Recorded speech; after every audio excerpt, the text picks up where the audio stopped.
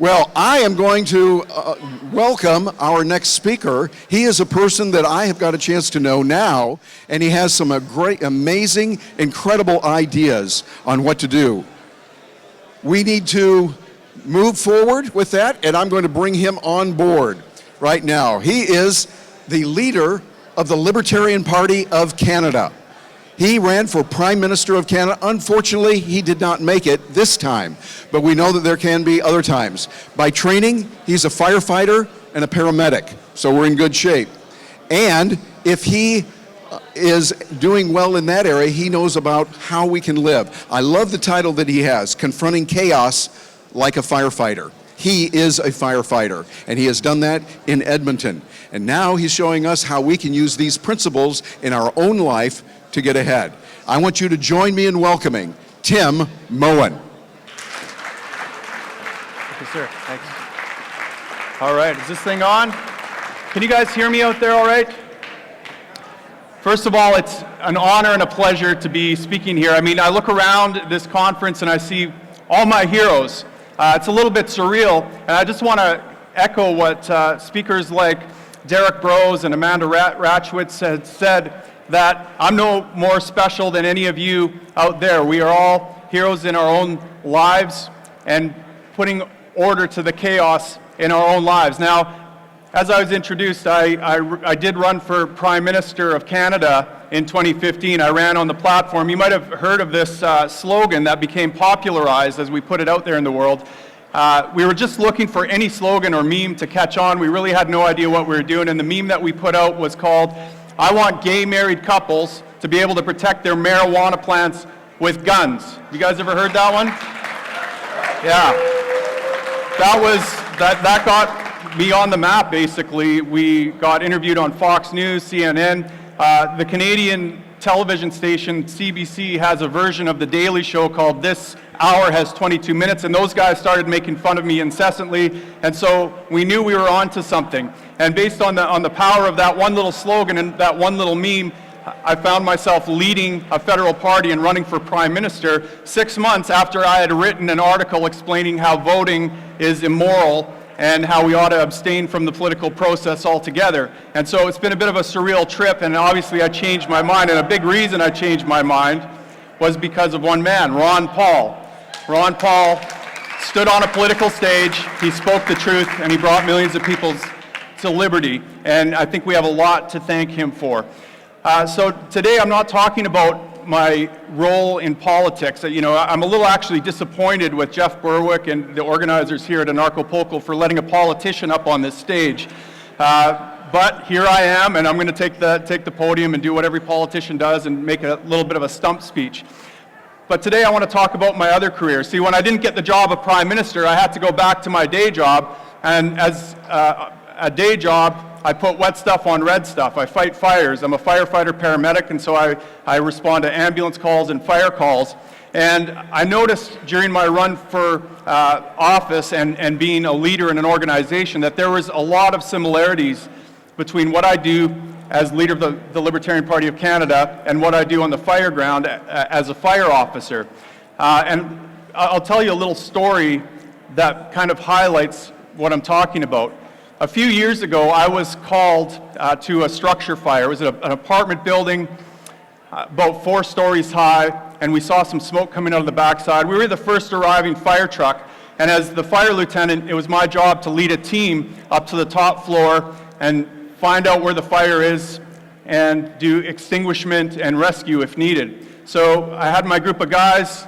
We get up to the 4th floor, and we can see very clearly smoke pouring out of underneath one of the doors on the top floor of the apartment building. And so we knew that was the fire room. Now, the door was locked, so we put on our breathing masks. We knew we were going to be entering a dangerous environment, and we forced the door. We broke it down and entered and started doing a sweep, looking for any victims and looking for the seat of the fire to extinguish it. Now, as we made our way systematically through the apartment, I came across a figure laying on a couch, and it was this lady. This is exactly what I saw this naked, obese lady. I was surprised to find this on the internet. This is actually a painting that sold for $30 million, if you can believe it. But it's like they went forward in time and it ripped this painting right out of my mind. I couldn't believe what I was seeing when I saw that, because this is what I saw, laying motionless on a couch, this obese lady. Now, as I got closer got through the smoke and my vision cleared a little bit, I could see that her chest was moving. She was breathing. She was alive, and that was amazing to me. But then I looked around her, and there was empty vodka bottles. There was empty Cheeto and cracker and chips and Doritos all laying around her. There was empty packets of cigarettes. I looked at the lady. I could see that she was covered in like Dorito crumbs. They were actually stuck in her rolls of fat. Her fingers were stained yellow from years of smoking, and I could tell here was a lady that was addicted to immediate gratification. She had let chaos get the best of her. And so I could see she was breathing. I leaned over her, grabbed her, tried to shake her awake. Her eyes popped open. I said, "Fire, fire! I'm with the fire department. We got to get out." And she looked at me, and it suddenly registered that there's this firefighter hovering over top of her, and she grabbed me around the neck and pulled me in for a smooch. She said, "Come here, honey," and tried to she left lip marks on my mask. She was trying to kiss me. So I pulled back. I pushed her away. I said, "Listen, there is a fire here. We need to get out. You're going to die." And she grabbed me again and tried to pull me on top of her. And of course, I pushed back and, "Look, we have to go now. You're going to die if we don't leave now." And she curled up her face in this like venomous look, and in this voice that only comes from 30 years of 2-pack-a-day smoking, she puts up her middle finger and says, "Fuck you." Well, they didn't teach us how to deal with this kind of situation in fire training, I'll tell you that. Most of the people, popular media and culture taught us that they were going to be thankful to maybe be saved from this. But so I grabbed her 275-pound carcass, and I hauled her forcibly through that apartment, through the smoke, while she was kicking and screaming and swearing at me. I brought her out into the safety of the hallway and called up a team, and as soon as the team was arriving to cover her in a blanket and look after her, I looked back at her, and she looked at me with the dirtiest look and just called me a stream of invectives. Now, put your hands up if you've ever experienced that as a liberty activist. Doesn't that describe exactly what it's like to be a liberty activist? Yeah. We can see very clearly the chaos around us. We can see how an addiction to immediate gratification, how having false belief systems have created this bubble of chaos, and we try to alert people. And what thanks do we get for it? We get the middle finger, we get called all sorts of names, and we wonder why we do what we do, right? But that's kind of the nature of mindless destruction. This is the force that we're up against. It's a force of chaos, and I often wonder, what happened to that lady? Like, did I actually do her any favors by pulling her out of that fire and saving her life? Did I just prolong the suffering of her existence, maybe? Because see, it wasn't the burning cigarette that she left in the mattress that caused the fire. Sure, that was the proximal cause of the fire, in the same way that a bullet through the heart is the proximal cause of death. But someone had to pull the trigger. Something happened earlier than that. And I would argue that this fire was inevitable, and it was written down years before. Probably as a child, she experienced a lot of trauma. Throughout her life, she avoided taking responsibility and sorting herself out, and she stifled that trauma with immediate gratification and all the addictions that were evident around her, with the food and the alcohol and the cigarettes. And this is what we face, right? This is the kind of mindless destruction we face. It's the nature of the state. It's all these little sparks, all these little acts of failing to take responsibility, of not thinking clearly, and of letting stress and anxiety force us into doing things that we shouldn't be doing, that make our lives worse in the end. And so our job today is to figure out, well, how do we deal with that? How do we solve that? How do we be firefighters? And the first thing that we have to do is decide we're going to be heroes, right? And this is not an easy thing to do. Do you think it's easy to stand on a stage as a candidate for prime minister and talk about, in Canada, dissolving socialized medicine, for example? Do you think, I had one guy at a debate I was at say this. He said, "This is to the libertarian candidate on the stage. I just want you to know you can take my universal health care and pry it from my cold, dead hands." And he drops the mic and the crowd erupts in applause. Feels a little bit uncomfortable, right? There's some heat there. It's not an easy life trying to fend off chaos and protect other people from chaos. And it requires aiming, I believe, for a life of purpose rather than a life of, say, happiness or pleasure or something like that. I think constantly chasing pleasure probably has bad results. And so aiming for purpose, I think, is the first step. But the problem with aiming for purpose is that it puts you in uncomfortable positions because you have to step outside of your comfort zone and move into the realm of chaos to confront it and deal with it. And that requires effort. It requires dealing with heat and stress and discomfort. And so we're not always able to do that. A lot of times it's easier just to hang back, watch TV, have some Doritos, drink a beer, and relax a little bit.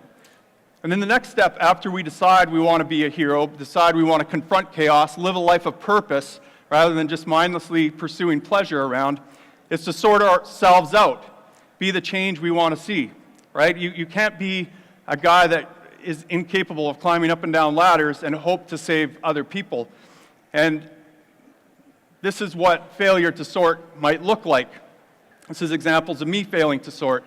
The top one you might recognize as yourself when you become enamored with the philosophy of liberty and you can't help but want to change everyone's mind. You want to go out there and convert everyone to an anarchist, right?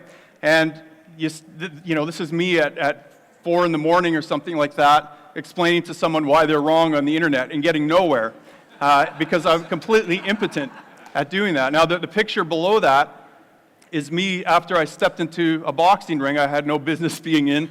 I agreed to do this fight. Some boxing promoters in Calgary said, "We have 1,500 people that want to watch you and Justin Trudeau box in a ring for charity." And of course, who isn't going to take the opportunity to punch Justin Trudeau in the face?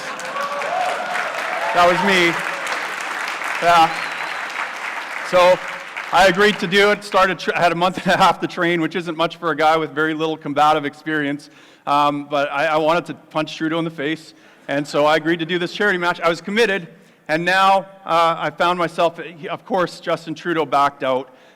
We had a feeling that was going to happen, but I had to take a chance. And so I ended up facing a 240-pound prison guard hardened by years of dealing with violence in the penitentiary. And, well, let's just say I lost a few IQ points that night, and it was a little worse for wear. I wasn't quite ready for that one. The next thing we have to do, I think that firefighters do really well, is they figure out how to put out the fire. They figure out how to deal with chaos. And one of the ways they do that is through this fire triangle, right? And you've all probably seen something like this before. There's heat, fuel, oxygen, and a chemical chain reaction that propagates it. And if you deal with any one of these things, you can put out the fire. So you can take away the oxygen, you can starve it, you can take away the fuel, you can cool it off, deal with the heat, or there's some extinguishing agents that actually deal with the chemical chain reaction and put the fire out that way. But my version of that, when it comes to statism, which is this belief system that propagates, and does everyone agree that government emerges from the statism that's in the hearts and minds of a population? Does everyone kind of agree with that? Yeah. And so I think the answer is not to get elected into government, which is ironic because in theory, I guess that's what I'm trying to do. But really, what Ron Paul did was not go to Congress and legislate. He went to Congress and he fought fires by speaking the truth and dealing with statism directly, right? And so here are the elements of statism as far as I'm concerned. There's epistemic confusion, right? So there's this confusion, cloudy mind, not dealing in first principles, and it's kind of fueled by propaganda and maybe years of indoctrination.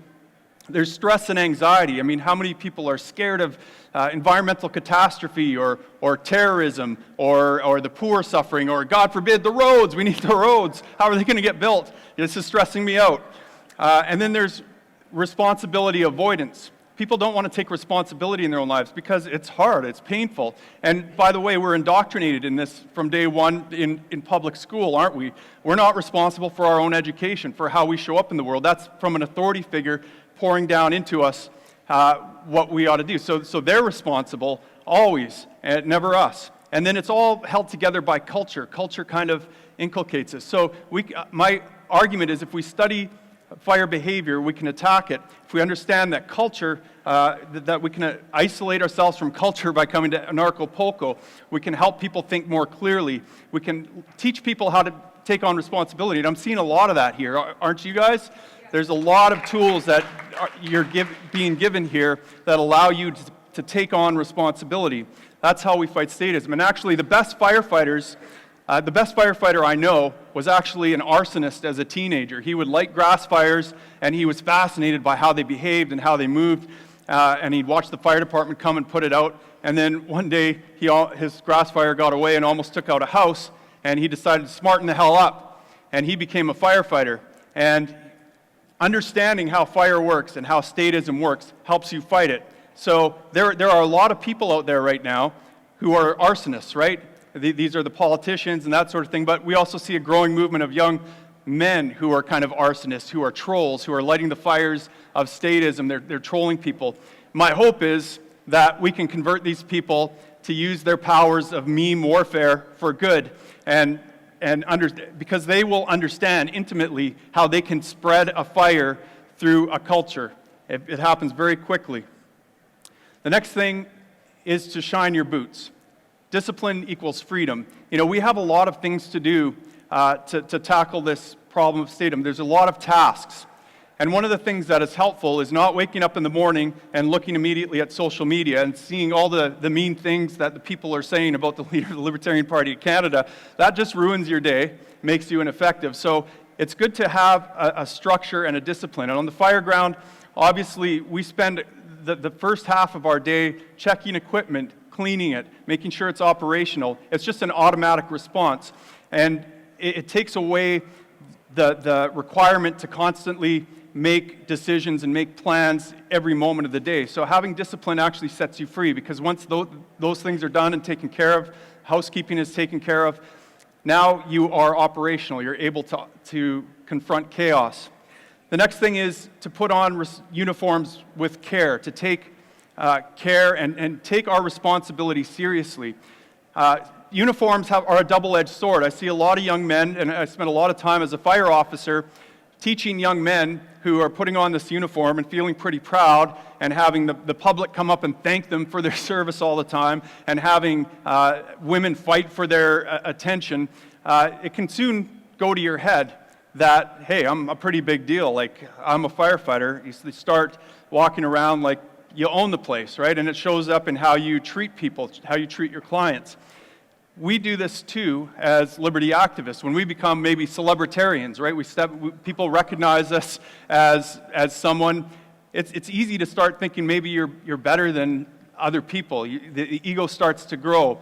And so the example I always look to, again, is Ron Paul. I mean, imagine what it must feel like to be Ron Paul, to be recognized. Everyone wants to have selfies with you and thank you. And I mean, if any one of us were to step into Ron's skin and take on that uniform called Ron Paul, we might let it go to our heads. But here's a man that has maintained graciousness, humility, and exemplifies kindness.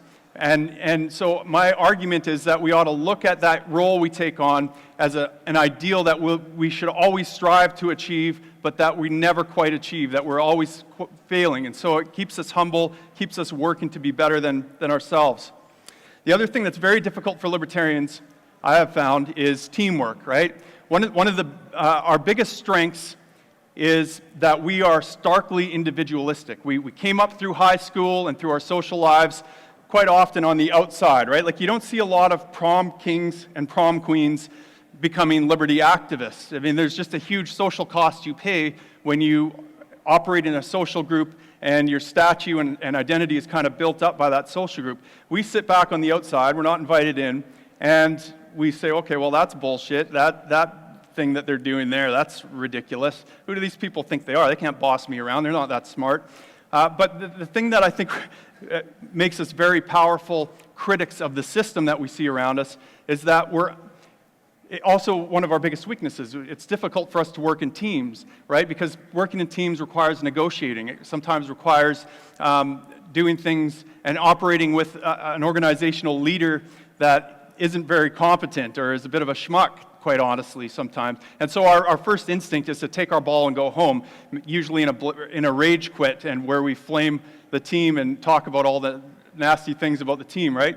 And my goal, I talk a lot at libertarian conventions about how to create unity and loyalty to the team and how to exemplify leadership. And one of the other things that's part of a team that is difficult for us to understand is that there's a hierarchy there. And actually, I went to grad school, I did a master's degree where I studied how fire teams operate. I thought there was something maybe that the fire department could learn from libertarians, right? We use this very brittle language, command and control, orders, chain of command. It all sounds very authoritarian, and having that language as part of our matrix that makes up how we organize can cause a lot of problems. And so I looked at the ways in which organizational leaders like incident commanders showed up as archons, as authoritarians on the fire ground. It usually became as a result of anxiety or fear, unable to know what to deal with the uncertainty in front of them. And these teams were far more chaotic. But the leaders who were servants, who understood that their role was to take care of a picture that the guy inside in a fire room dealing with a fire didn't have to look at the big picture, right? And so the incident commander keeps track of information that is vital to the success of the team that people doing the work on the inside can't. So each layer of hierarchy, properly understood, is a service to the people doing the actual work. And so leaders need to understand this.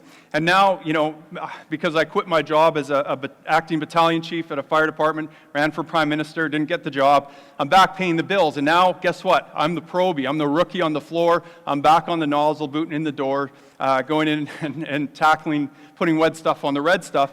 And I've learned that I have to learn to be a servant follower as well, because I've been in those leadership positions and I understand how difficult it is. And now my goal is to support the team and do what it takes and have a grateful attitude about it. So serve and follow like a leader. Then the next thing that we need to do is not be paralyzed to act. And the way I approach this is having an attitudinal disposition of having the courage to act with bad information or incomplete information, but having the humility to change course when new evidence and new information arises, right? And I remember as a young liberty activist, I was very tentative to go out in the world and preach the gospel of liberty because I didn't have all the answers. I didn't know everything. And I wasted a lot of years because I was just not willing to have these conversations because I just was so unsure of myself. But this is what we face all the time. We face uncertainty. On the fire ground, we face uncertainty. The only way to put that fire out, the only thing worse than making a bad decision or taking no action at all, right? And so we have to get in there. We have to start fighting the fire, confronting the chaos, and adjust our game plan as we go. Now, the next thing is triage, using our time effectively. Every now and then, as emergency responders, we come across a horrific scene, and we can't possibly treat everyone in the way they deserve and need to be treated. There's just not enough time. And we are constantly in a state of triage. This problem that we face is so huge that unless we have a system, we can't possibly tackle it. We might use our time ineffectively. This is how we address things on the fire ground. We tag people as either green, yellow, red, or black. Now, green people are walking wounded. They're people that can walk away from the accident, go stand over there. Yellow are people that are more seriously injured, but they can wait a little bit of time, so maybe 30 minutes or so, we can get back to them. Red people are the people we can make the most difference on. They need a critical intervention, and we can really save their life because they're in a state where we can actually do something. And then there are the black people who are sometimes deceased or dead. And sometimes these people are breathing, and we have to leave them, because if we focus attention on them, and we see these people online, right? You get sucked into a conversation with a troll, this can ruin your day, right? I mean, you can spend a lot of time when you could be focusing it on people who are curious, who want to be saved. All right, I'm going to sneak through here a little bit. All right, so the last thing I just want to leave you with is this. A few years ago, and this is a moment that changed my life, I was trapped in a house fire. I was in a hoarder's house in the basement, and I thought I was tangled up and alone in the dark, complete dark. I couldn't see my hand in front of my face, and the heat was coming down, and I thought for sure I was dead. I thought my life was over, and what flashed before my eyes was the fact that I hadn't been living a life of purpose, hadn't been focusing on the things that mattered to me, that I had children that needed my attention, that I was living too comfortably in a career that was just kind of forecast for me, that I was just following this line. I emerged from that fire a changed man. I decided to adopt a life of purpose, and I had no goal ever to be a politician or to be leading a party or to be running for Prime Minister of Canada, but these opportunities opened themselves up to me because I started taking on more responsibility and nurturing my purpose in life. And so my hope to you is to find your purpose, have fun. And I want to thank you because I have children. I want to thank you for all the work you're doing. I see you all as firefighters. We're facing a huge problem. This is not going to go away very easily, right? And I thank you on behalf of my children. We are firefighters. The fire is coming, but the heat doesn't bother us, right? The heat is how we know we're at home. The flames don't intimidate us. We control the flames, we move the flames, and when it's time, we put the flames out. And then we watch as the green life emerges and hope is renewed and a better world emerges. Thank you very much. Thank you. Thank you. Thank you, sir. All right.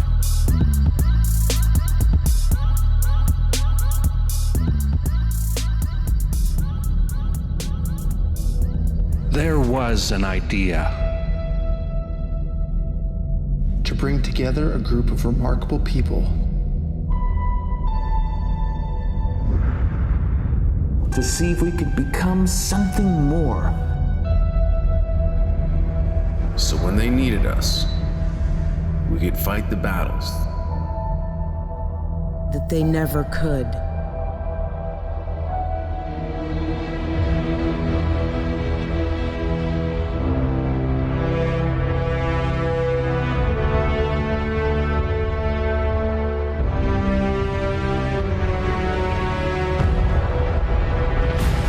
In time, the state will know what it's like to lose.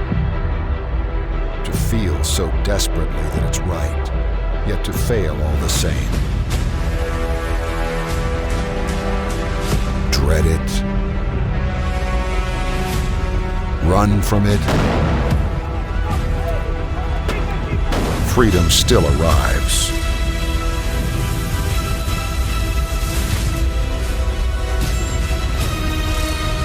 Vacate the state.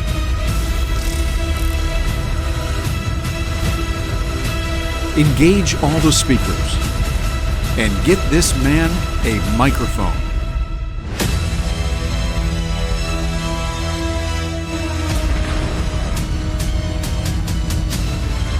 Fun isn't something that one considers when eradicating tyranny.